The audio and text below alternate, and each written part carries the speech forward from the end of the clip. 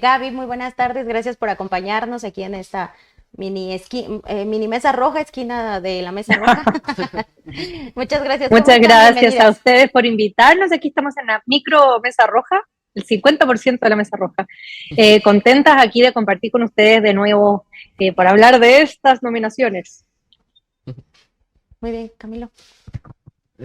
Bueno, yo quisiera preguntar, bueno, creo que Harfuch es un tema que también se puso sobre la mesa demasiado. Y a mí yo recuerdo mucho que en algún momento Harfuch, durante sus conferencias, cuando estaba disputando ser jefe de gobierno, él dijo, yo quiero que los más radicales de la izquierda abracen a la policía. Y pues yo quisiera preguntarle, o sea, ¿realmente los más radicales de Morena podrían abrazar a un policía que sea García Harfuch? No sé quién quiera contestar como primer saque. Fuerte, Gaby, tú o empezamos yo. fuerte. Si Dale, quieres tú, Gaby. Ingrid, tú. ¿Sí? Sí, Bueno, Harfacho. No, vamos a respetar porque es el nuevo secretario de Seguridad Pública. Entonces, Harfuch es un perfil muy complejo, pero tampoco es una novedad para nada. Es decir, yo creo que era de las cosas más obvias y seguras que íbamos a ver en todas las nominaciones. Yo creo que de todas, yo siempre pensé que era la más segura, porque ha estado cerca de Claudia Sheinbaum desde que ella asumió aquí en la Ciudad de México, es decir, ha sido su brazo derecho. Supuestamente tiene algún tipo de estrategia de pacificación acá en la ciudad que yo nunca terminé de entender, la verdad, porque me hablan de reformulación de las policías, de mejora sustantiva y no sé qué, pero me llama mucho la atención, claro, la disminución en los delitos sin tener claro exactamente qué es lo que se hizo que fuera tan eficaz. Me suena mucho a pactos, si me preguntan, cosa que no me parece mal, considerando que en realidad en un país que está infiltrado por el narco hasta el tuétano, hacer pactos para evitar que se involucre a la población civil, yo creo que es una medida desesperada, pero también son las medidas que van quedando, ¿no? Por el nivel de descomposición en términos del narcotráfico. Entonces, sí, él tuvo un éxito aquí en la Ciudad de México. Efectivamente, los números sí son alentadores, muestran que hubo reducción. Pero insisto, no sé cuál será la estrategia que habrán hecho para esa reducción. Ahí tengo muchas teorías que no voy a compartir. Pero en el fondo, claro, él trae eso, entonces es lógico que iba a pasar a la Secretaría de Seguridad. Ahora, ojo, acá hay un tema interesante que podemos discutir. No sé mis compañeras qué opinarán, y ahí le puedo dar el pase a Gaby, pero se supone que la Guardia Nacional va a pasar ahora a ser parte de la Sedena, lo que significa de que la estrategia de pacificación y seguridad federal ya no va a estar tanto en manos de la Secretaría de Seguridad, sino que más bien va a estar en manos de la Sedena. ¿Quién se conecta mejor con la Sedena y quién ha estado, digamos, en esa conexión es Rosa Isela? Porque Rosa Isela, hasta, digamos, que se va de su cargo en la Secretaría de Seguridad, la Guardia Nacional responde a ella y ella es el link o el vínculo con los militares. Yo me imagino que están tratando de trabajar el mismo formato, es decir, desde la CEGOP, darle las atribuciones a Rosa Isela para que Rosa Isela mantenga la comunicación y la subordinación del ala militar, mientras que Harfuch va a quedar a cargo de la Secretaría de Seguridad sin Guardia Nacional y yo diría a cargo como de las policías, supongo, como para reestructurar, digamos, una cuestión que tiene que ver más con lo civil, pero asumiendo que la Guardia Nacional sí se va a controlar desde los militares y ahí está el puesto de Rosa Isela, que me hace mucho sentido si esa es la figura que se está buscando. No sé, Gaby, voy a hacer el pase. No sé, Gaby, ¿qué opinas tú al respecto?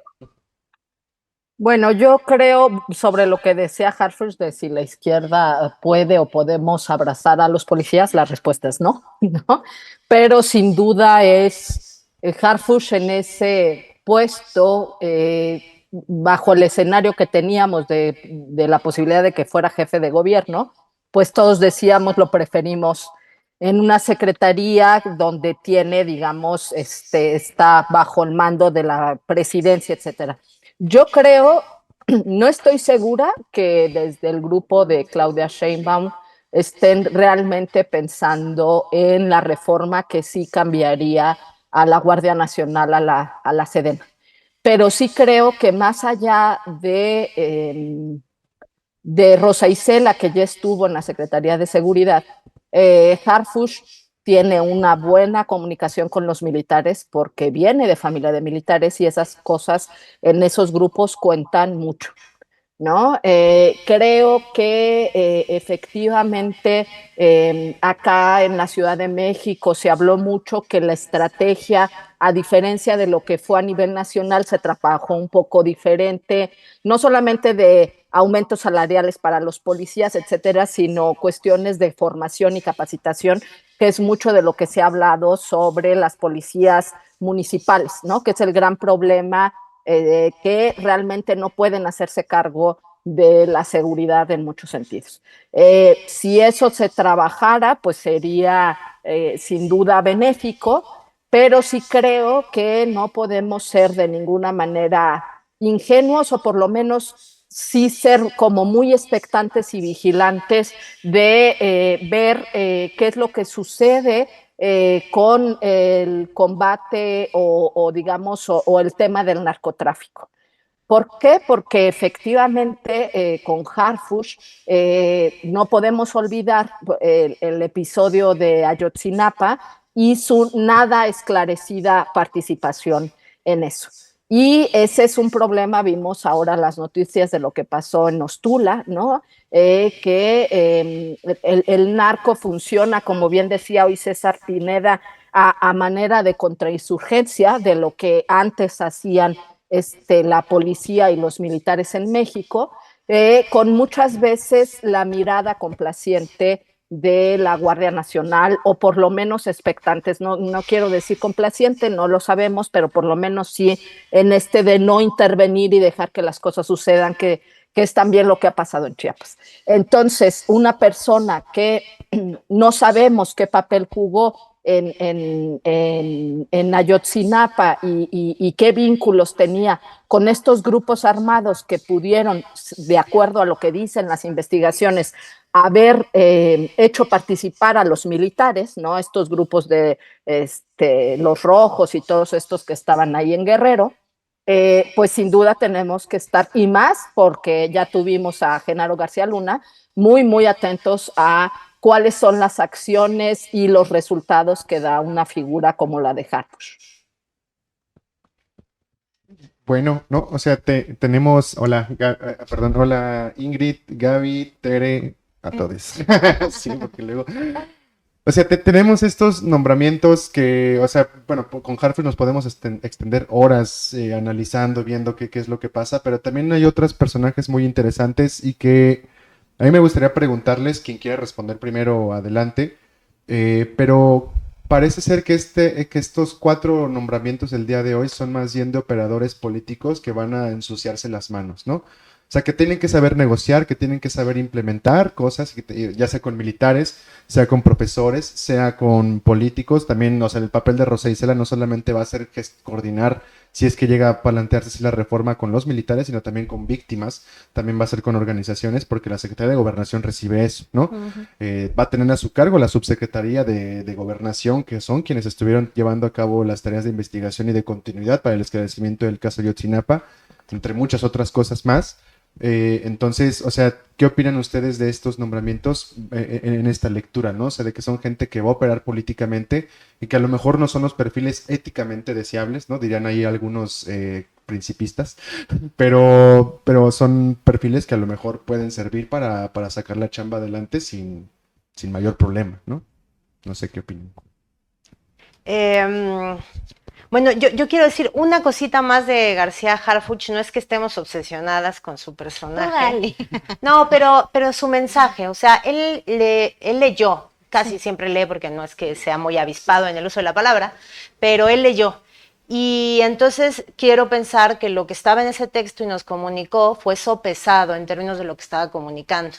Y hoy Omar García Harfuch leyó algo que textualmente recitaba, que la Sedena y la Marina son, y cito textual, instituciones que siempre, y repitió, siempre han velado por el bienestar del pueblo de México o de los mexicanos. Y eso me parece que, siendo un discurso leído, que alguien le revisó, supongo, es una afrenta simbólica que a mí me indigna. No me indigna su nombramiento porque no es que no me lo esperara. comparto con Gaby y lo hemos platicado mucho en la mesa roja en términos de que es muy distinto que sea el titular de las policías a que sea jefe de gobierno, o sea, políticamente es un dato distinto. La policía, pues está en la policía y él es un policía que va a dirigir la policía, no extraña, nos puede o no gustar su perfil, pero este mensaje que se pone en la narrativa de la exaltación de unas fuerzas armadas que nos deben, me voy de atrás para adelante, 68, guerra sucia, nos deben traición del 95 en comunidades zapatistas, nos deben Ernestina Asensio, nos lleven a Ayotzinapa. De verdad que es una cosa, entonces que el titular de seguridad hoy nos diga que son instituciones que siempre han, a mí me afrenta y creo que es una de las cosas que es la 4T, este agravio constante que va por la vía de la exaltación simbólica de unas fuerzas armadas que nos deben muchísimo dolor y muchos desaparecidos.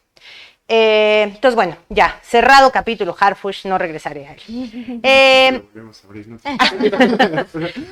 De los otros nombramientos, muy rápidamente, a mí el de Ariadna Montiel me parece un nombramiento muy atractivo porque además es el segundo refrendo en términos de gente que se queda en su puesto. O sea, tenemos Hacienda y bienestar, que son dos elementos nodales de la 4T, y bienestar es el sello de distinción de la 4T, ¿no? O sea, si la 4T tiene algo, tiene que ver con recuperación del salario, sí, pero los programas sociales son un sello de distinción, la operación en territorio. Y en Sedatu también, ¿no? Sí, claro.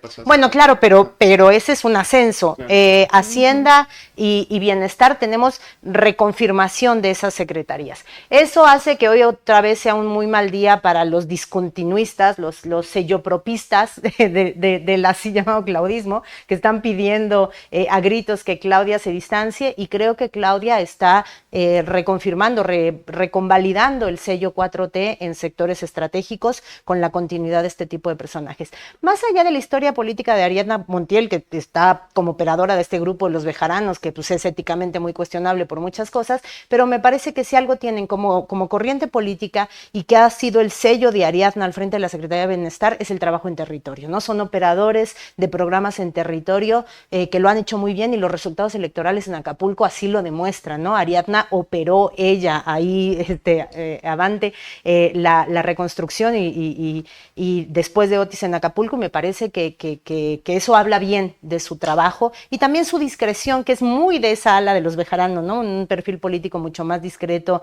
que todos los demás, incluso que el de la misma Rosa Isela. Es un nombramiento que yo veo con buenos ojos, y además es la primera CGHera que llega a ser secretaria de Estado, porque Ariadna es una persona de mi generación que fue activista en el movimiento estudiantil del 99-2000, y entonces eso también es interesante en términos de dónde está abrevando la cuarta transformación en el recambio generacional, ¿no? Que está abrevando de manera muy importante en movimientos sociales, la propia Claudia Sheinbaum, Clara Brugada, pero bueno, aquí también tenemos otro caso de una persona que se formó políticamente en la militancia de izquierda, ¿no? Gaby, Ingrid, quien quiera. Sí, mira, yo quisiera responder algunas preguntas que está haciendo la querida Dani Pastrana aquí en el chat, que tienen que ver con el análisis como un poco más abstracto de estos nombramientos, para después quizás recalar en alguno interesante, como bien hacía Tere, ¿no? Yo creo que acá, y lo tuiteé como hace un rato, son tres fases, ¿no? De nombramientos diferentes, tres paquetes, como le llaman, son personas, entonces me parece un poco extraño, pero está bien, tres paquetes de nombramientos. Donde se mandan mensajes diferentes y son perfiles sumamente distintos. Yo me acuerdo en el primer nombramiento un montón de gente analista medios derechosos que se dicen de manera pero son derechosos, decían que ese iba a ser el perfil del gobierno de Sheinbaum, un perfil profesional, un perfil de clase media letrada y no sé qué tontería, pero en realidad eso nunca fue así, ¿no? Eso eran, digamos, ciertos nombramientos que no son necesariamente la tónica de todos los nombramientos. Entonces, yo lo dividía en tres en términos de, bueno, ¿cuál sería la palabra? Y lo conversábamos en la mesa roja. La palabra para esto, ¿no? La palabra para el primero, donde está Marcelo Ebrard y todos los ex cancilleres, como personas experimentadas de una edad mayor, con perfiles profesionales, un poco fifís, corridos hacia la centro derecha. Mensaje para empresarios, mensaje para la derecha para que ya el peso vuelva a recuperar su valor, etc., ¿no? Personas además que incorporan tres ex cancilleres, por lo tanto también tiene que ver con un mensaje más allá de las fronteras. El segundo paquete de nominaciones yo lo veo más como perfiles muy técnicos, gente un poco menor, gente de 50 años, bueno, hay un señor ahí mayor que es el de salud, pero en general son perfiles un poquito más jóvenes, que tienen, digamos, carrera y perfil muy profesional, muy técnico, ¿no? Sobre todo, por ejemplo, esta chica que quedó en energía, que es economista, o sea, como que perfiles más técnicos, más especializados. Esta tercera claramente no tiene nada que ver con el anterior, y yo veía un meme donde aparecía así como un caballo hermoso que va convirtiéndose así como en un caballo de palo, como que dicen partida de caballo inglés, llegada de burro, dice mucha gente, pero estos perfiles no tienen nada que ver con el anterior ni con el primero, para nada. Estos perfiles son operadores políticos en toda su completitud, y son mensajes distintos. Quizás el técnico era para la sociedad en general, son mensajes más amplios de que aquí va a haber gente especializada, etcétera, etcétera, y este ya es un mensaje para la dirigencia de Morena, para los políticos, para la gente que rodea el círculo más cercano de Sheinbaum, ¿no? ¿Por qué? Porque aquí tenemos 4 perfiles y los 4 perfiles son operadores. Ariadna Montiel, que ha operado, digamos, de manera bastante eficaz y eficiente el tema de los programas sociales, es algo bien difícil de hacer y ella lo hizo bien. Es alguien de continuidad, además, es decir, ella viene del gobierno anterior y va a traspasar el sexenio. Y además ella demostró mucha lealtad, porque estos son los operadores leales, mucha lealtad y mucha operatividad en irse a Acapulco con toda su gente, y me consta que llegó a toda su gente con carpas a instalarse en los gimnasios de Acapulco para generar la reconstrucción. Y ella se ha dedicado los últimos meses a eso, es decir, a operar el tema de Acapulco. Su recompensa frente a ese esfuerzo, digamos, y al manejo en los programas fue precisamente esta, su continuidad.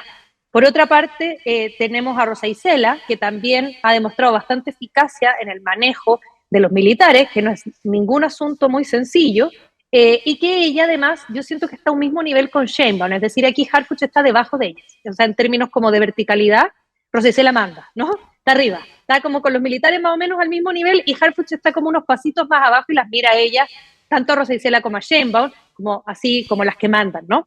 Entonces aquí tenemos a Rosa Isela, que es un muy buen perfil, a mí me parece bueno el perfil, creo que es alguien muy eficaz, es alguien que tiene un montón de carrera política y que es muy buena operadora, principalmente es operadora, ¿no? Esa es su función.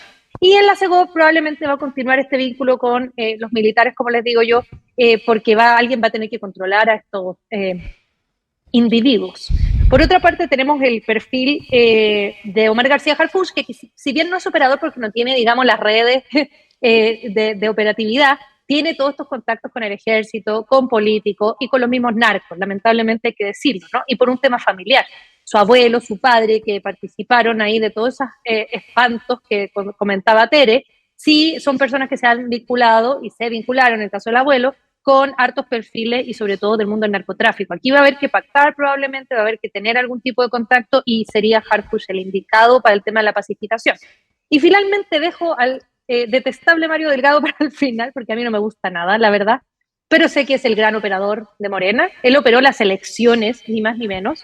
Y tengo entendido, y ahí le paso la bolita a Gaby, que es la expertísima en temas de educación.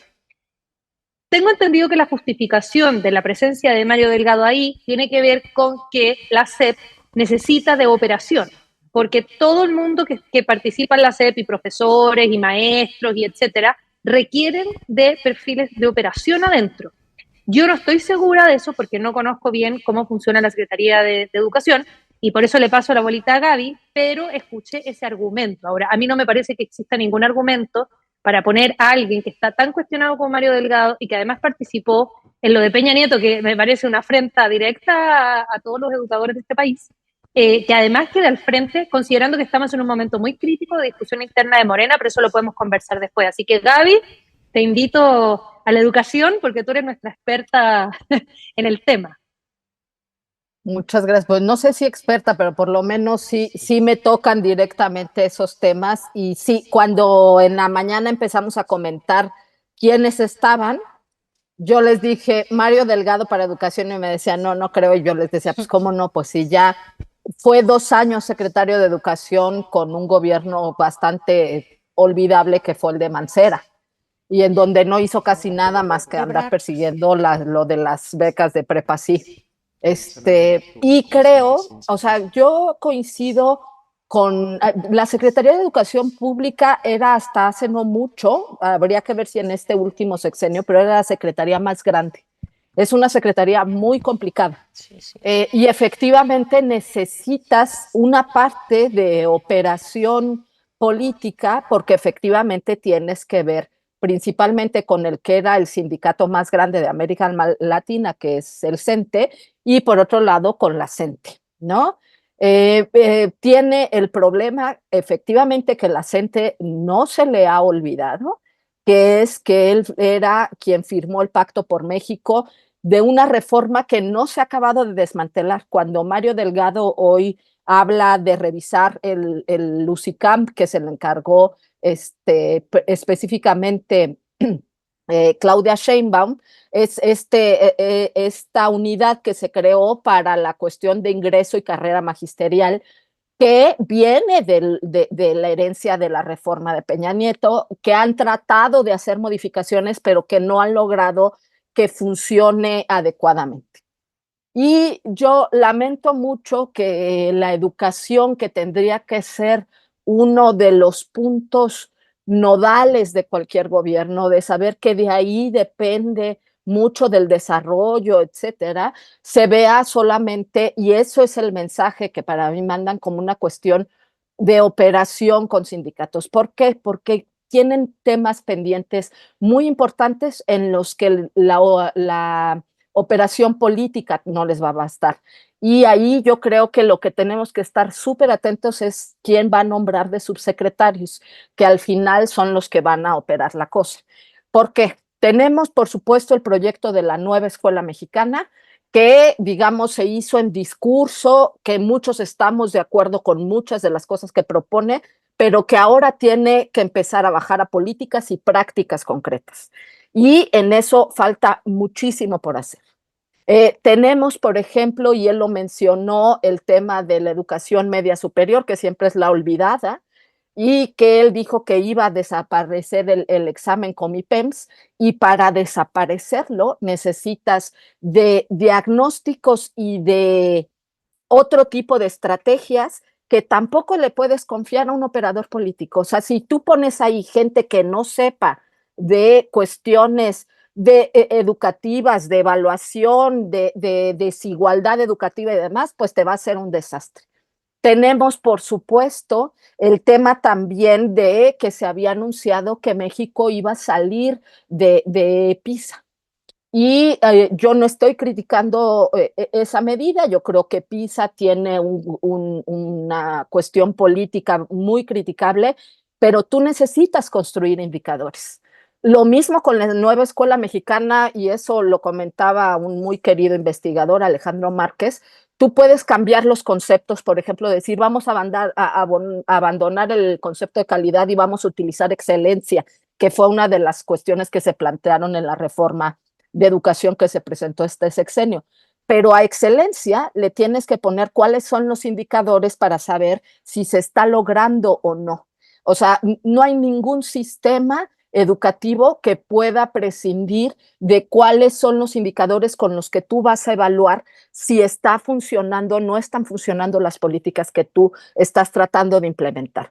Y venimos de un sexenio en donde se desinvirtió en educación básica y que tenemos problemas muy graves, arrastrados de muchos años, pero que se agudizaron este sexenio. Entonces, a mí me preocupa muchísimo y lamento muchísimo. Ahora, he de decir, no es diferente, no solamente del gobierno de Andrés Manuel, sino de todos los anteriores. Yo no sé si el último secretario de Educación que tuvimos que supiera de educación fue Torres Bodet, imagínense, ¿no? O sea, porque se ha utilizado trampolín político, ahí ha pasado pues Cedillo, Porfirio Muñoz Ledo, Lujambio, Vázquez Mota, una serie de personajes que pasaron sin pena ni gloria, y de ahí que ese sector venga arrastrando problemas graves. Y yo nada más, y perdón si me extendí, pero quiero anotar otra cosa que comentó Mario Delgado y que también me parece, pues si no preocupante, tenemos que estar atentos. Dijo que la cuestión de las nuevas universidades se iba a operar en la Secretaría de Ciencia. Sería una medida rarísima. No hay ministerios de ciencia, tecnología, como por ejemplo el de Brasil o otros que se han hecho en otras partes de América Latina, que realmente tome lo que son las tareas de educación superior que le corresponden a la Secretaría o al Ministerio de Educación. Y ahí a mí me da a pensar que en realidad se está más que pensando en una estructura para el ministerio, bueno, para la Secretaría de Ciencias, se está pensando en la persona que la encabeza, Rosaura Ruiz, que ya fue la secretaria de Educación de Claudia, y en las cosas que ella puede hacer. Pero tú no puedes construir una política de educación y de ciencia pensando en las personas, sino en las estructuras y las instituciones. Entonces sí creo que ahí puede haber, porque además la subsecretaría de Educación Superior de Concheiro fue la que tuvo, digamos, como los avances y las negociaciones más importantes en el sector. Ellos sacaron la ley de educación superior consensuada entre ANUYES y todos estos organismos. Entonces, bueno, ahí hay que estar muy, muy atentos en qué es lo que va a pasar y la cuestión de los subsecretarios. Gracias, Gaby. Bueno, a mí me gustaría preguntar o comentar este tema de Rosa Isela en la Secretaría de Gobernación. Esta secretaría, pues anteriormente, hace muchos años, pues estaba ahí como también centro de operaciones, ¿no? En donde se mandaban a hacer ahí cosas medio extrañas y pues en contra de la gente, eran como un centro de operaciones para, pues incluso para decir a quién se desaparecía, ¿no? Hace muchos años. Ella da un mensaje y dice, le agradece a la presidenta electa Claudia Sheinbaum y le dice que con ella llegamos todas, ¿no? Refiriéndose a las mujeres. En este caso, en un sistema que es patriarcal y que el Estado fue conformado por hombres, ¿no? No se tomó en cuenta como tal a mujeres para que se conformara. ¿Qué tan fácil creen que ustedes creen que sea para estas mujeres, no exactamente para la Secretaría de Gobernación, sino para todas las mujeres que están participando, incluso para la presidenta, para la misma presidenta, operar con herramientas patriarcales, con herramientas que se crearon y que están funcionando también con base en este estado patriarcal? ¿Qué tan fácil creen ustedes que sea para estas mujeres del gabinete operar en este nuevo periodo que se acerca? O sea, van a tener mucho en contra, ¿no? En términos del golpeteo de la cultura patriarcal, del propio sistema político mexicano y además del sistema mediático, incluso un poco más que del político. Creo que México está cruzando por un momento en el que la fuerza política hegemónica tuvo un interesante proceso de construcción de liderazgos femeninos. Eso no quiere decir feministas, pero femeninos. Y eso es interesante, porque si vemos ahorita el mapa político de Morena, vamos a ver a muchos liderazgos mujeres, muchos, o sea, pasando por Tatiana Cloutier, la propia Claudia Sheinbaum, Clara Brugada, Ernestina Godoy, Rosa Isela, Ariadna Montiel, o sea, como que en todos los rubros, en la operación política más así como grilla, ¿no? La coloquialmente llamada grilla, pero también en perfiles más mediáticos. Hoy las vocerías autorizadas y no autorizadas de la 4T también están copadas por perfiles femeninos muy interesantes. Pienso en Renata Turrente, en Violeta Vázquez. O sea, hay un proceso que habrá que estudiar y que no garantiza perspectiva de género ni perspectiva feminista, mucho menos, pero sí hay un proceso de construcción de liderazgos femeninos que son muy interesantes y que ya habla de que seguramente enfrentarán menos problemas que si estuviera sucedido en otro momento, ¿no? Y sin embargo, cuando nosotros vemos la reacción mediática diciendo, claro, el nombramiento de Rosa Isela, por supuesto, es el alfil de López Obrador y ya demostrado, Rosa Isela fue puesta ahí, el otro día que se reunieron se lo dijo y entonces pues, es la forma en la que va a operar, pues otra vez no solo es una visión muy de corta mira del proceso de construcción de la 4T como proyecto transeccional, ¿no? Y todavía están pensando en la lógica del dedazo y en la lógica del priismo y de los maximatos. Entonces es muy corto de miras, pero además es profundamente misógino, ¿no? Es decir, López Obrador está utilizando a una mujer, Rosa Isela, para controlar a otra mujer, ¿no? Va a ser su instrumento de control político. Creo que va a ser un común denominador del manejo mediático mediático de este periodo en el que la retirada de López Obrador pues deja algún vacío de liderazgo indiscutible y que va a estar siendo impugnado, el liderazgo claro de Claudia Sheinbaum va a estar siendo impugnado cotidianamente en clave misógina, ¿no?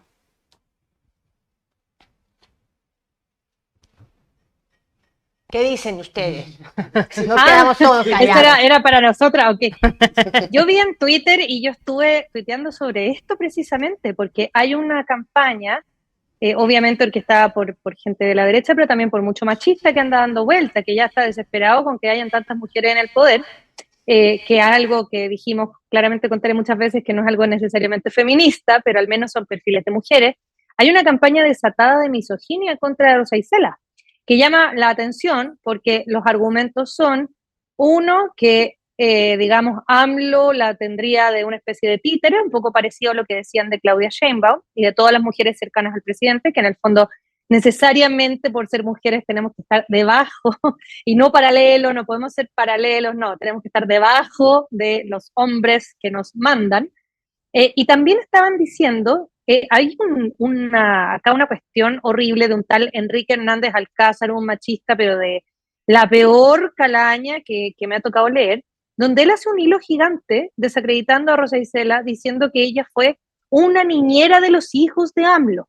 La trata de niñera de los hijos, o sea, imagínense que fue empleada doméstica de AMLO, una mujer que tiene montón un perfil bastante sólido, digamos, de carrera política, carrera de todo tipo, y él la desestima inmediatamente diciendo que le cuidaba a los hijos, o sea, que esa es la función que tendría, ¿no? Y yo creo que aquí están operando dos cosas. Por una parte está operando la misoginia muy fuerte y también el racismo, porque no recordemos que Rosa Isela viene de una reivindicación de mujeres indígenas, entonces también hay porque si fuera también un perfil tipo Lili Telle, bueno, yo dudo que estarían con este discursete, ¿no? Que siempre ataca precisamente a las mujeres que tienen que sufrir esta racialización pública. Entonces, lo vemos, la misoginia, y la vamos a seguir viendo tanto en los nombramientos como en el gobierno. Se nos vienen 6 años de misoginia, yo creo que esa va a ser nuestra tendencia natural, que vamos a tener que estar permanentemente discutiendo, ¿no? Porque Rosa Isela, con todo, independiente de los asegúnes que alguien pudiera tener por el perfil o por su ideología o por el vínculo con los militares o lo que ustedes quieran, o por la estrategia de seguridad, sí es alguien que tiene la preparación suficiente para estar en la Secretaría de Gobernación. O sea, eso yo creo que no cabe duda. O sea, hablar de sus capacidades yo creo que no es algo que en este minuto se pudiera hacer respecto de ella, sí respecto de otros perfiles, por supuesto. Y sobre todo yo diría que Harfuch, que es el que a mí más me repele en ese sentido, ¿no? Porque creo que es alguien que se acaba de incorporar a la política y eso me preocupa un poco porque es la Secretaría de Seguridad, ni más ni menos, pero asumo que va a estar acotada con esto de que la Guardia Nacional salga de ahí. Así que el tema de la campaña de misoginia vamos a tener que estar abordándola. No sé qué opinas tú, Gaby. Ahí yo le doy el paso para que no nos quedemos callados.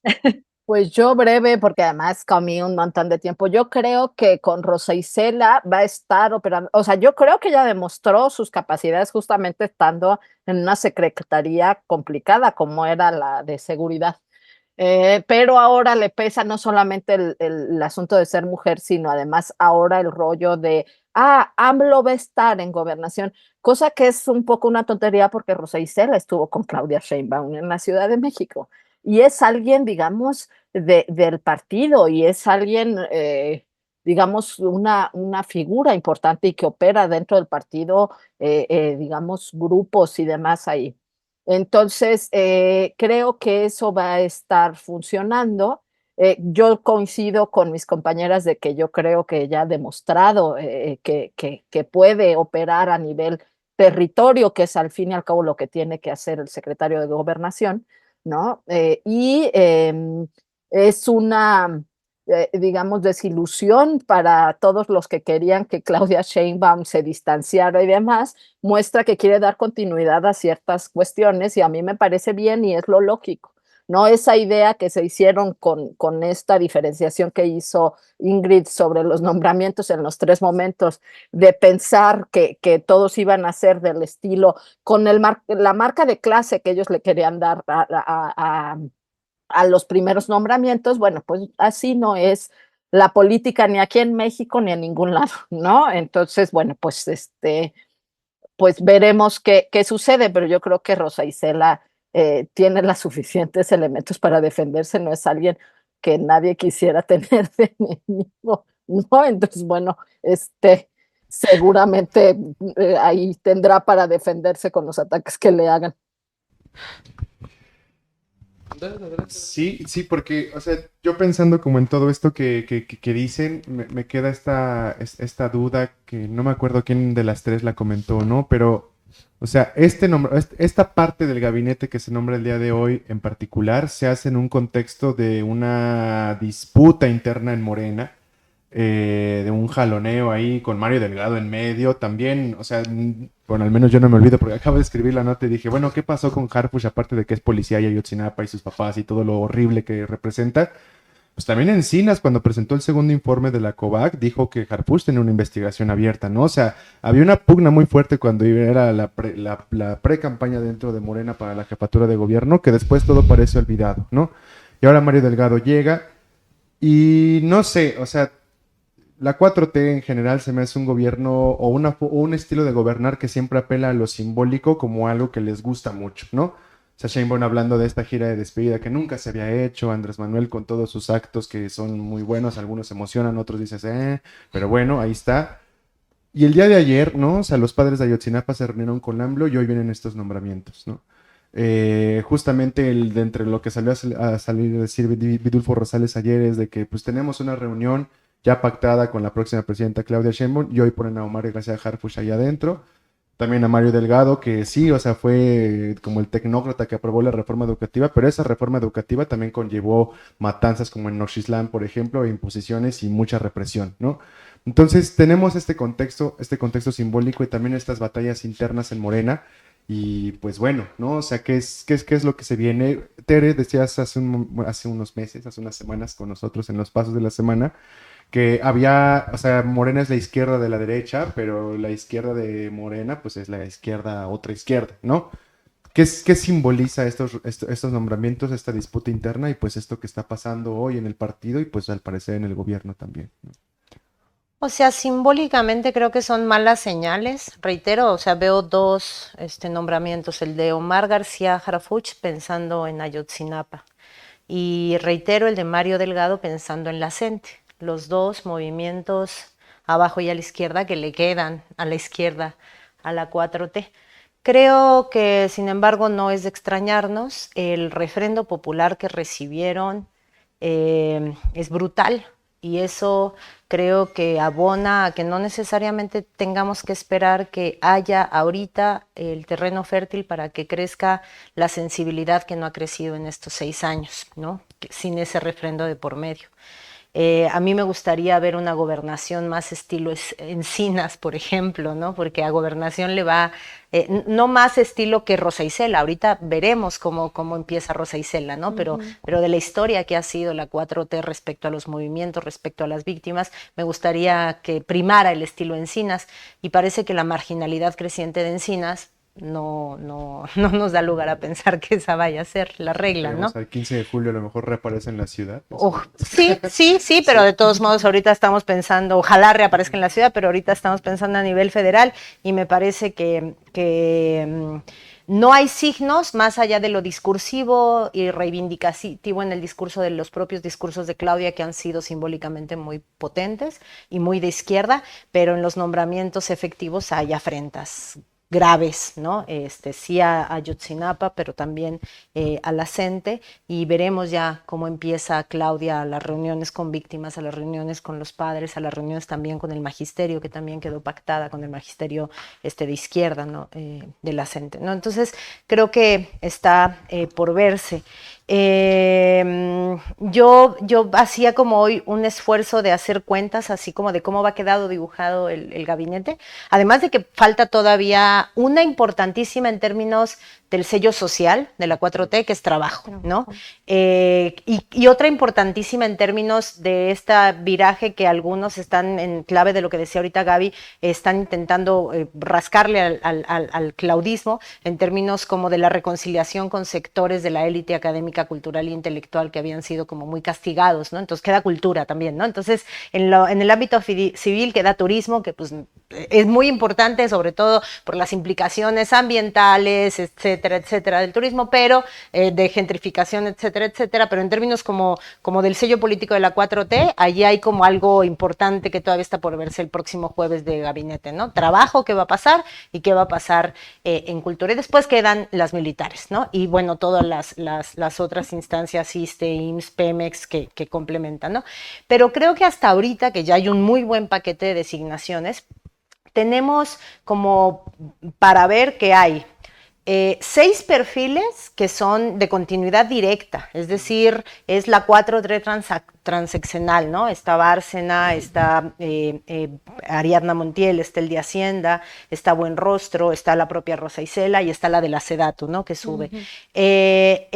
Hay también como una fuerte camada de lo que se ha denominado o empezado a denominar claudismo, que yo creo que es un error empezar a hablar del claudismo como si fuera una corriente política al interior de Morena, porque en realidad es el proyecto gobernante que va a continuar con el obradorismo, ¿no? Entonces vamos a ver qué le pasa al obradorismo en su fase claudista, en todo caso, pero no son dos fuerzas políticas distintas, ¿no? Y así lo veo en las designaciones. Pero bueno, ese sello de la fase de Claudia del obradorismo, del proyecto transaccional del obradorismo, pues está protagonizado por gente con la que ya gobernó Claudia, ¿no? O bien con la que ha colaborado en su proyecto de nación, ¿no? Como por ejemplo de la Fuente o el propio Julio Verdaguer, ¿no? Pero también entonces ya hay personajes, Rosaura Ruiz y García Harfuch, me parece que es el más protagónico de esta camada de funcionarios que se hicieron de la 4T a la sombra de Claudia Sheinbaum, ¿no? Y después están los nombramientos más políticos, que no son ni de continuidad, que son Ebrard,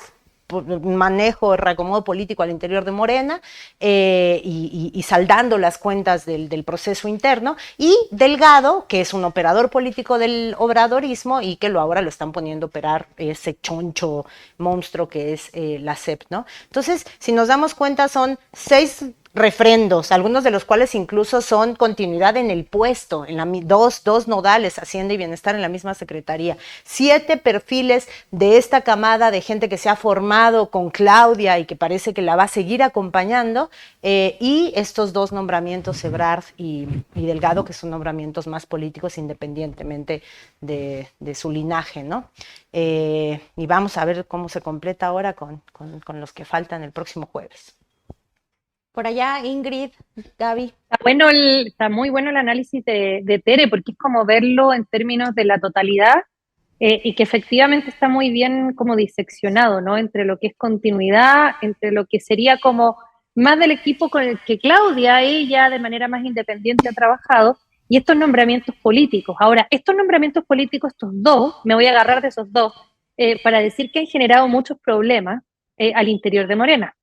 Primero, Mario Delgado, por una razón de que la mitad del partido, más de la mitad del partido, lo considera un traidor, por todo el show de berrinche, de niño mimado que hizo cuando no fue elegido, digamos, en esta encuesta. Y ahí yo me acuerdo que hubo un movimiento, ¿no? Sin embargo, ahí uno se explicaba este nombramiento por una cuestión 100% económica. Estábamos en un momento muy crítico de la caída del peso, de esta supuesta crisis económica que generaron los empresarios luego de la elección. Entonces se entiende un perfil como el de él, también para calmar un poquito los mercados, y funcionó, estuvo bien. Habría que analizar el perfil de Mario Delgado en esos mismos términos. Yo no sé, y ahí tengo mis dudas, si sea el mejor momento para designar a Mario Delgado. Yo solamente pienso en los tiempos. Entiendo que lo tienen que poner ahí, porque él fue el operador de las elecciones y tiene que haber esta recompensa, tiene que haber el reconocimiento interno, porque efectivamente él operó las elecciones para Claudia. Y podría ser como dentro del grupo 2 y el 3, diría yo, Tere, porque él es muy del equipo de Claudia, es decir, todas estas designaciones de impresentables, Mayer y lo demás, él puso la cara, pero esto fue tomado una decisión conjunta, ¿no? Donde Claudia Sheinbaum obviamente no se va a hacer cargo porque no va a perder capital político, pero evidentemente que son, digamos, maniobras que tuvo que hacer o que tomó Claudia Sheinbaum con Mario Delgado y que se efectuaron costándole más capital político a él que a ella.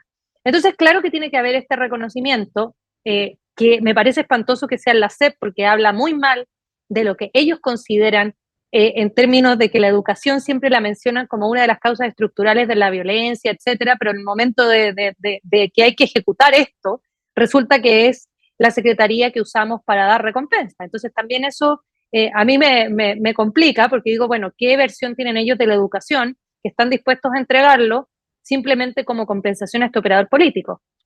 Y creo que el timing tampoco es el adecuado. Y aquí yo veo un problema. Llevamos una semana de un descalabro interno en Morena importante por el tema de Mayer y las designaciones.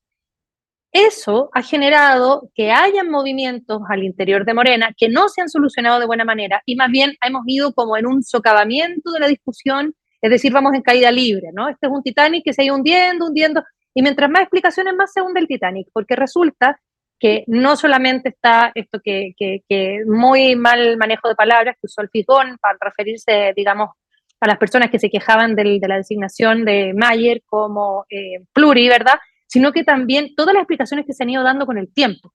Y todo apunta a Mario Delgado. Entonces, quien está en cuestión ahora, al interior de Morena, en términos de la designación de este impresentable individuo, de Mayer me refiero, es Mario Delgado. Y estamos en medio de la crisis y tratando de contener la Morena, pero no ha resultado bien, porque como les digo, mientras más explican o más intentan, digamos, contener la crisis al interior, peor se ve. Y esto de que ahora culpen a la Catrina Norteña y de que es un bot y que resulta que ellos dicen que es de derecha, pero todos lo hemos visto operar para Morena, entonces no tiene para mí ningún sentido el camino que están siguiendo, que es un camino de culpar a los bots de todo este descalabro y no tomar en cuenta a las bases que están diciendo no estamos dispuestos a aceptar nombramientos de personas que no tienen los lineamientos ideológicos ni cercanos al partido y que es un reclamo sumamente válido, pero lo han manejado tan mal y todo el cuestionamiento se centra, ¿no?, en la figura de Mario Delgado, que hoy designarlo a él para la CEP es como un, digamos, como bien decía Tere, en términos de la relación entre los padres de Ayotzinapa y Harfuch, ¿no?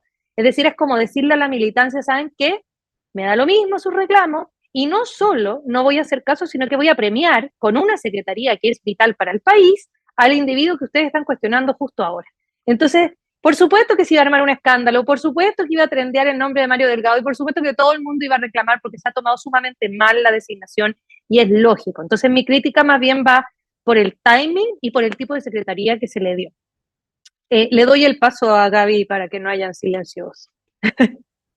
Bueno, yo retomando lo que dice Ale, sí creo que estos nombramientos efectivamente dentro de los grandes pendientes y de las últimas afrentas que ha habido en los gobiernos, como es Ayotzinapa y Noxixtlán, pues no son alentadores. Lo que me preocupa más es efectivamente que no pareciera, o sea, no ubico cuál es el equipo de Mario Delgado que podría construir puentes con la CENTE, por ejemplo, ¿no? O sea, la CENTE lo aborrece, eso lo sabemos, ¿no? Y en el equipo de Rosa Isela, porque yo no, o sea, si mal no recuerdo, cuando nombraron a la secretaria de Gobernación con Andrés Manuel, ya todos sabíamos que Alejandro Encinas era subsecretario, ¿no? Y hizo un trabajo excepcional porque lo intentó y no pudo resolver esos grandes problemas. La pregunta es si Rosa Isela va a tener una figura de ese estilo para justamente no solamente generar un diálogo con estos grandes pendientes y estos movimientos sociales, ¿no?, alrededor de estos pendientes, sino incluso con una intención de resolver estos temas, ¿no? Porque ahí están. Entonces, bueno, pues como siempre, el diablo está en los detalles y hay que ver cómo conforman sus equipos. Eso es muy importante para saber si realmente podemos tener algunas esperanzas en estos que son los nombramientos que más nos preocupan. Bueno, yo quisiera... ¿Sí me escucharon? Sí. Yo quisiera preguntar, ahorita esta Ingrid hablaba acerca de, pues, esos nombramientos que a lo mejor son cuestionables. ¿Y qué es lo que se está jugando Morena al interior y desde su militancia también al poner estos perfiles que a lo mejor no son, pues, los idóneos, ¿no? No son los que siguen como la trayectoria que ha tenido Morena? ¿Qué es lo que se está jugando al interior y fuera de su partido también? No sé quién quiera comenzar. Híjole. O sea, primero creo que ahorita se está jugando algo a nivel de construcción. Ahorita me decía Isabel que va aplastando Morena en el chisme del trending topic, ¿no? O sea, como que el pleito que estuvo buenísimo en la derecha entre Lozano y Marco Cortés estuvo buenísimo y luego ya lo opacó por completo el pleito del Fisgón con la Catrina Norteña. Y creo que eso habla mucho de que la derecha también está ávida de que en Morena pasen cosas que los ayuden a distraer el análisis político de coyuntura de la debacle de la derecha mexicana.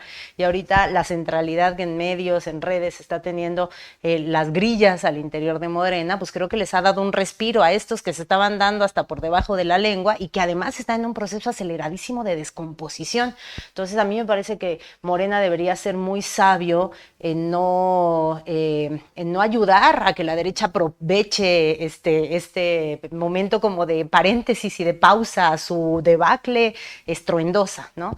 Y creo que por eso no me suena para nada descabellada la hipótesis de que haya granjas de bots pagadas y financiadas obscuramente, alimentando y acrecentando el debate interno en Morena, porque eso les da muchísimo oxígeno a esos otros que estaban absolutamente en la lona y que siguen en la lona, pero que por lo menos están ahorita muy discretamente ahí dándose patadas en las espinillas por debajo de la mesa.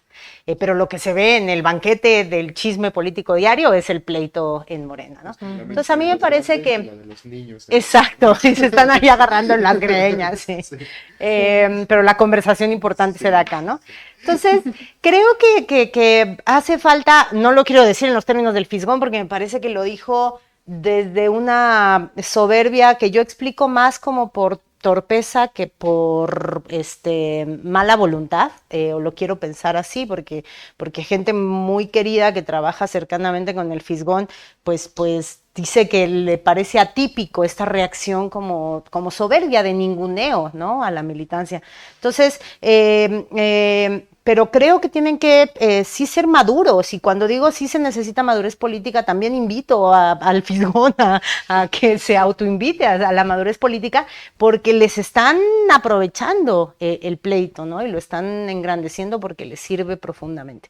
Hay una cosa legítima detrás, pero que ya estaba, sí. O sea, Morena tiene una actitud insensible hacia la memoria política de la izquierda de este país, sin duda alguna. Ahí está De la Fuente, está García Harfuch, está, etcétera, etcétera, la tiene, ¿no? Pero también tiene una insensibilidad muy fuerte con su militancia, y hay una cosa como de que sus vocerías ningunean a la militancia. También cuando estábamos en el debate de que si Clara Brugada o Harfuch, había un ninguneo de las vocerías oficiales y no oficiales, así como de no entienden nada, con su principismo, esto se trata de ganar la elección, y esta idea del no entiende nada, que es la gente que no solo es el pulmón de votantes de Morena, sino que es la gente que llevó a Morena al poder y que lo va a mantener en el poder, ¿no? Porque la vocación política de izquierda está en esa gente.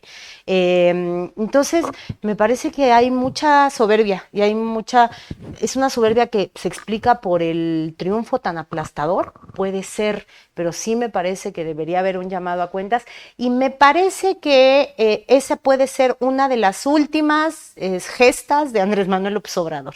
Antes de irse, se está yendo, antes de irse debería poner orden en algo en el que, bien que mal, él muestra cierta sensibilidad, es decir, pues la gente sabe lo que dice, ¿no? Y la gente no es tarada, y a la gente no le puedes decir que madure y que no sea estúpida, ¿no? Porque detrás de la indignación de la gente hay cierto contenido. Entonces, yo hago votos porque todos se comporten con madurez, pero sobre todo que se comporten con sensibilidad política al motor de izquierda que tiene Morena en sus bases y en sus militancias. Si las militancias quedan lastimadas, más allá de los bots y más allá de los perfiles de Twitter, si las militancias quedan lastimadas, eso se va a notar en la elección intermedia. Entonces creo que tienen que tener bien puesto el mediano plazo en la cabeza, ¿no? Sí, yo creo que hay como dice Tere, hay un malestar previo alimentado por una serie de elementos que por supuesto vienen de la derecha, porque amplificar esta discusión es muy conveniente en este momento, obvio. Y yo creo que eso ni siquiera es cuestionable. Por supuesto que hay intención de amplificar. Ahora, lo que no hay que desestimar es la legítima crítica de la militancia. Si esto tuvo tal repercusión es porque precisamente había un malestar. Si no hubiese el malestar, difícilmente hubieran logrado que se armara una discusión a este nivel, ¿no? Donde además ha participado gente que tiene perfiles muy cercanos a la 4T y que han alzado la voz en contra de la designación de Mayer. Lo que no han logrado explicar, y que yo siento que es el meollo del asunto, es por qué elegir a Mayer en ese cargo y darle una plurinominal. Porque aquí no fue elegido así como por votación, sino que se le fue dada una plurinominal a un perfil que claramente no responde al de Morena, que por supuesto es una especie de Lili Telles 2 en versión masculina, y que en cualquier momento además se puede dar vuelta a la chaqueta y puede votar en contra de las mismas cosas de Morena, porque ese es el tipo de perfil. Entonces, no está la explicación. Yo creo que han explicado muchas cosas y han tratado de hablar de los votos, que yo lo entiendo, y que también entiendo el fondo de la discusión de lo que plantea el Fijón en términos de que estamos discutiendo un plan C y por favor concentrémonos en que salga. Sí, tiene que salir también, y por supuesto no nos vamos a enemistar con los legisladores que tienen que votar por ese plan C, si es que ustedes nos explican cuál es la necesidad de poner ahí a una persona como Mayer. Y eso es una explicación que no hemos tenido hasta ahora.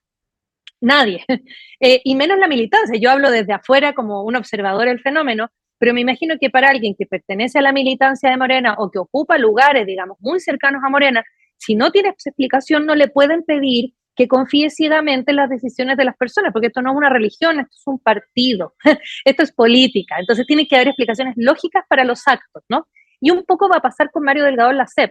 No hay una explicación lógica que, no, que a todo mundo deje tranquilo en términos de por qué efectivamente se necesita a una persona como Mario Delgado en esa secretaría, siendo una secretaría que, como bien explicaba Gaby hace un rato, tiene muchísimas carencias, es crítica, es de las más importantes de toda la secretaría. Entonces, ¿por qué poner a alguien como Mario Delgado ahí? Falta una explicación, ¿no? Falta una explicación. Entonces yo siento que es una discusión que comunicacionalmente se maneja muy mal. Y creo que el problema aquí es 100% comunicacional, porque deben haber razones. El problema es que no manifiestan esas razones, ni siquiera sus bases, ni siquiera la militancia. Y yo creo que las bases al menos tienen derecho a saber. Y a que el partido también se comporte de manera más transparente, porque yo siento que hay algo aquí muy vertical en Morena que no funciona, que es que un poco que le piden a las bases y a la militancia que confíen ciegamente en decisiones de líderes, ¿verdad? Y decisiones que no tienen una explicación. Y eso a mí me parece que en la política no debiese funcionar así, porque debiese funcionar todo con mayor transparencia, independiente de cuáles sean las necesidades, ¿no? Al menos a la militancia. Entonces, claro que esto va a ser cuestionable porque no hay una respuesta, entonces evidentemente que la gente va a estar exigiendo saber por qué Mayer está siendo designado en ese lugar donde por supuesto que corre peligro incluso el plan C al poner a alguien así. Esa es mi opinión. Gaby. Híjole, pues luego es bien difícil porque pues uno mira los toros desde la barrera y de repente uno intuye o de repente alguien cercano al partido te dice, no, bueno, es que esto no es nada más lo que se dice, sino estas otras cuestiones, pero creo que, como bien dijeron Ingrid y Tere, lo que ha pasado en las últimas fechas escapa, digamos, los entretelones que puedan tener en el partido escapan a la mayoría de la gente que se siente justamente indignada por las designaciones desde hace mucho, no vienen de ahora, ¿no? Eso es tanto a nivel, digamos, como de funcionarios como de representantes, ¿no? Sucede en las dos esferas. Y yo creo que lo más escandaloso ni siquiera se da en el gabinete federal, deberían de ver lo que sucede en los estados, ¿no? Ahí luego suceden cosas espantosas. Y creo que quizás ayudaría esta cuestión de mayor transparencia, ¿no? De decir quiénes están detrás de qué cosas, porque ahí nos comentaba gente en el chat, ¿no? Que decían, bueno, sí es raro que haya sucedido esta discusión ahora cuando Mayer está en la lista de los plurinominales desde hace meses, ¿no? Y tiene razón, eso no le quita un pelo de impresentable a Mayer, pues, o sea, eso es cierto también, ¿no? El que haya estado desde hace mucho no quiere decir que sea un perfil aceptable. Además, bueno, yo también desde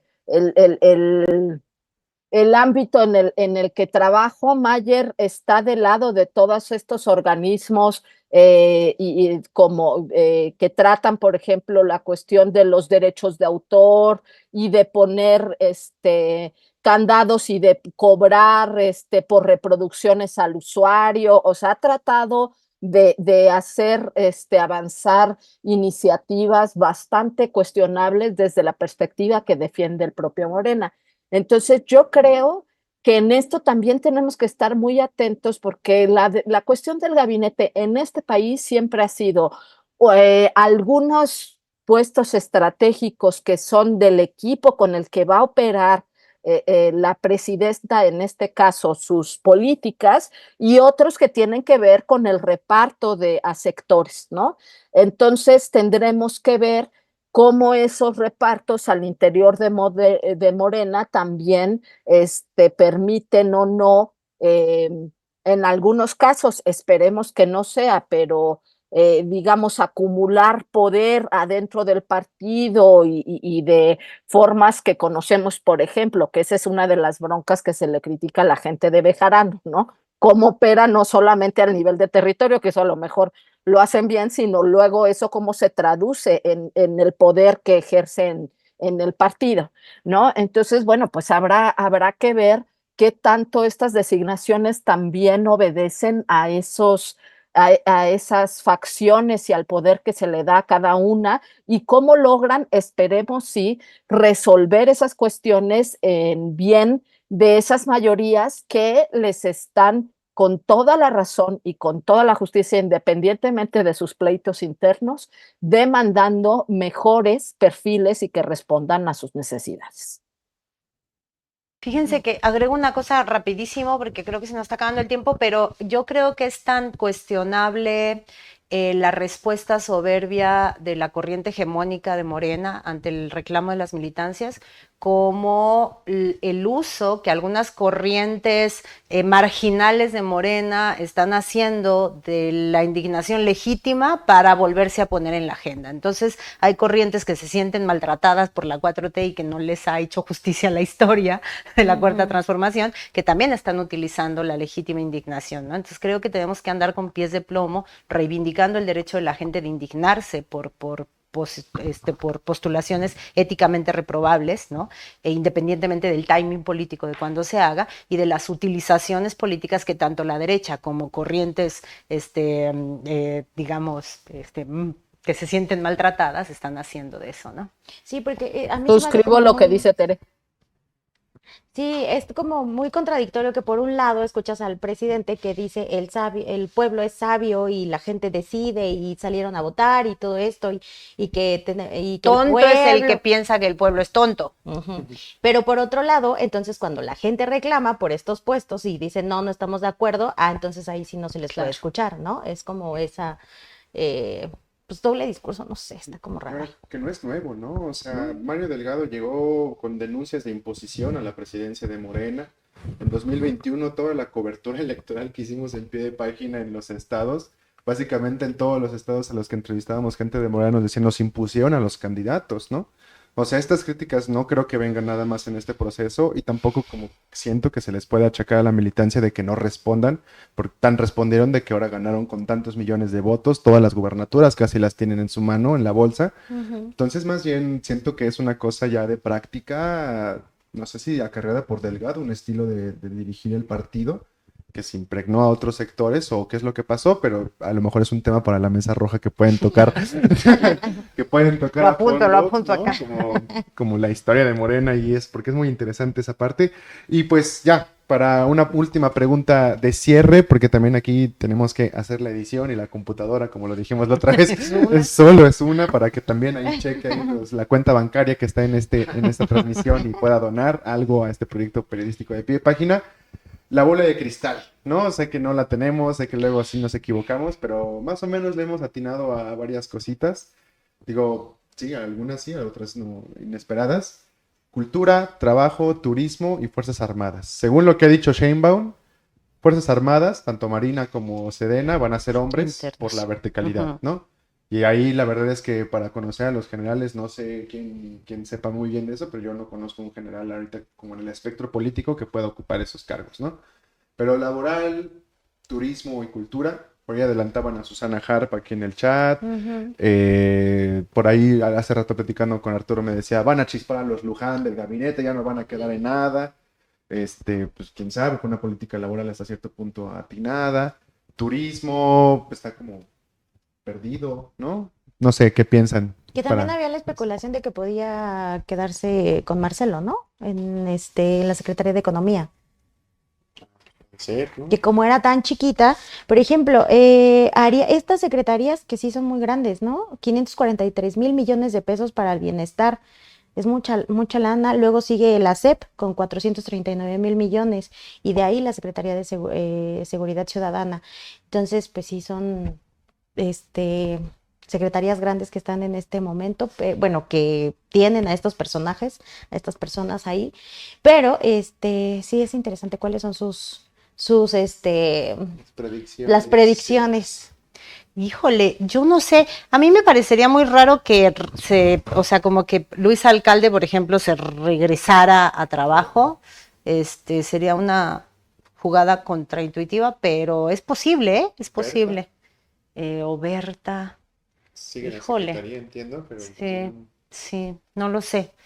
Creo que la más cantada es Susana Harp, y ahí creo que el pendiente es si eso va a ser un guiño, que cómo va a ser tomado por la élite cultural que se ha sentido así como nadie me da mi lugar en este país. Entonces hay que ver cómo se recibe, o si Claudia va a sacar debajo de la manga una carta que tenga contento, tipo la Rosaura Ruiz, pero para la cultura, ¿no? Pero lo que suena es turismo. Me parece que ha estado como muy pálida de importancia en las elucubraciones, y sin embargo creo que turismo con el Tren Maya, el secretario de Turismo hoy es gobernador ampliamente electo en Tabasco. Exacto, entonces habrá que ver, ¿no? Porque en turismo se van a jugar cosas muy importantes también en su bisagra con impacto ambiental del impacto turístico que puede tener el Tren Maya, ¿no? Entonces me parece que es una secretaría a la que no solemos ver, pero que no han sonado. Por ejemplo, hay rumores, pero me parecen como rumores muy como de intuiciones tuiteras, ¿no? De pensar como perfiles jóvenes y de mujeres mediáticas, pero me parece que son más rumores tuiteros, como de intuiciones tuiteras que otra cosa, ¿no? Pero me parece que no es tan menor como lo parecen los balances. Pero reitero que el próximo jueves tenemos 2 rifas del tigre, porque es por un lado trabajo, lo último que queda del sello social, estado de bienestar de la 4T, y cultura, el otro gran instrumento para reconciliarse con las señoras infartadas porque nadie les da su lugar. Ingrid. Así como bueno, Susana Harp, como bien dice Tere, es la que ha sonado en cultura. En trabajo es un misterio, la verdad, y también es un misterio el perfil que va a ocupar la persona. Yo creo que turismo es una secretaría como que podría ocupar perfectamente un perfil más joven. Alguien de menos edad, quizás más cercana a Claudia Sheinbaum. Han por ahí salido algunos nombres, creo que Renata Turrent era uno de ellos, pero claro, es especulación porque la verdad es que no se sabe a ciencia cierta quién pudiera ocupar ese lugar, pero yo pienso que podría ser alguien como más joven, ¿no? Y con un perfil más cercano a Claudia. Y bueno, los militares, pues. Y como toda institución castrense patriarcal, uno asume que va a ser un señoro, porque, claro, como hasta el frente de la Sedena, yo dudo que elijan a una mujer, aunque fíjense que Alejandro Almazán, que está aquí al lado de mi totero, aquí al lado mío, me decía que no descartan, que a él le han pasado datos de que no descartan que pudiera ser un nombramiento de una mujer. Así que todavía podríamos esperar. Claudia dijo a pregunta expresa en una conferencia, dijo que no, porque en la cadena de mando, o sea, ya dijo que va a estar dentro de la cadena de mando militar, no hay ninguna mujer en el puesto que puede subir a secretario. Sí, ella misma lo descartó hace como 2 semanas, sí, justo ¿no? Después del primer gabinete. Ya sé que bajó la pila. ¿De cuál?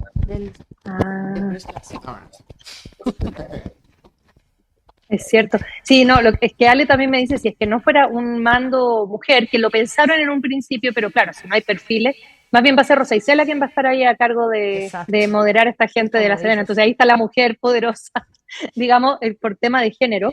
Y que claro, ¿qué más nos va quedando? Sí, yo creo que trabajo, fíjense, es como el misterio mayor. Yo creo que la Secretaría del Trabajo, como bien dice Tere, que es un sello totalmente de estado de bienestar, ¿no? O sea, que tiene un peso ideológico muy fuerte en el proyecto de la 4T, tendría que quedar en manos de alguien o continuador, es decir, alguien que pudiera venir trabajando del gobierno anterior, digamos transeccional, o algún perfil, pero que sí esté vinculado como a los orígenes del movimiento, porque si no sería bien curioso ver a alguien joven, aunque miren, nunca se sabe, ¿ah? Pues yo no me hubiera imaginado a famoso Mario Delgado en la CEP jamás, y aquí estamos, ¿no? En el debate, así Sí, me que imaginé. sí. La semana pasada había chismes muy fuertes. ¿A Mario Delgado? Ustedes son mal pensados, ¿ven? No, Se o sea, imaginan Gaby lo dijo hoy en nuestro chat y yo dije, Sí. ay, no creo. Yo no le creí, yo tampoco le creí, yo dije, no puede ser, Pero nadie puede ser ¿cómo tan se llama la descriteriado, y ahí actual ven. titular de la auditoría, que es la que iba a contender para la Suprema Corte, que toda su carrera ha sido en el derecho laboral? Sí, la del pelito. Ajá. A lo mejor puede ser. No, sí, puede ser. Ajá.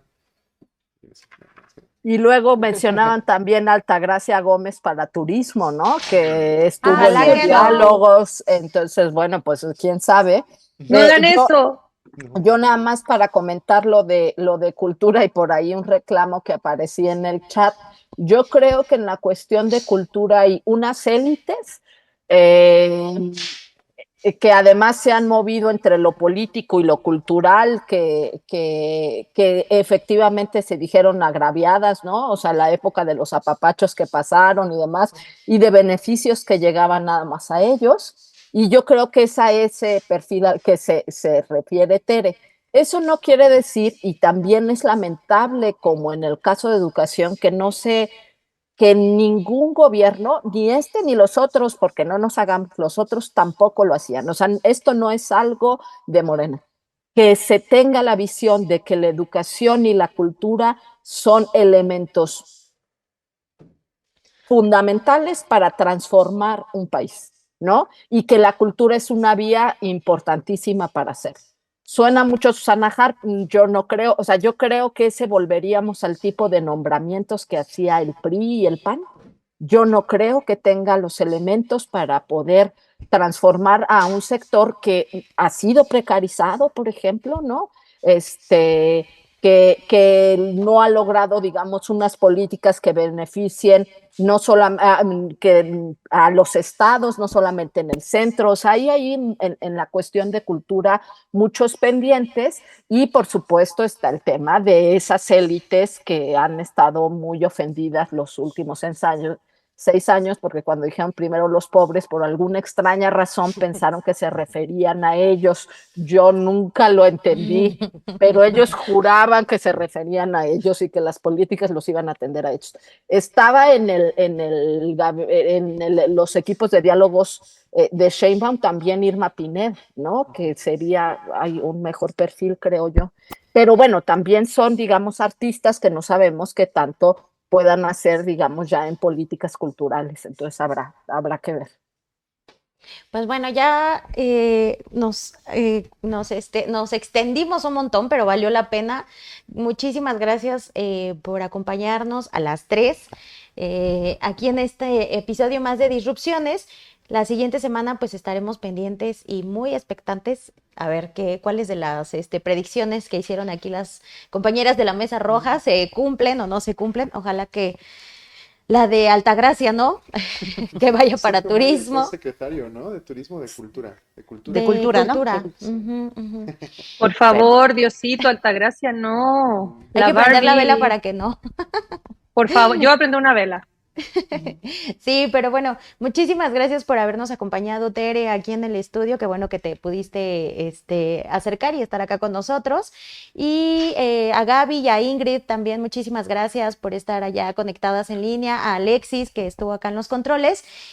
les agradecemos a todas las personas que también están conectadas. Este programa es histórico, así como el triunfo avasallante de la 4T. Este es nuestro programa histórico, porque tuvimos 109 personas conectadas hasta el momento, 111. Así que un crossover entre el Los crossover funcionan. Sí, exacto, y la mesa roja. Sí, oigan. Así que bueno, pues les estaremos invitando más seguido acá a Disrupciones para que nos ayuden. Chicas, muchísimas gracias a toda la audiencia, también les agradecemos. Mañana no se pierdan los pasos de la semana acá con el Ale y con Arturo Contreras. Y si se perdieron alguno de los programas, vayan a verlos ahí a YouTube, suscríbanse a todo y denos muchos likes, por favor. Nos vemos la siguiente semana. Muchas gracias. Y vean Disrupciones Gracias, chao. a quienes están viendo. Gracias.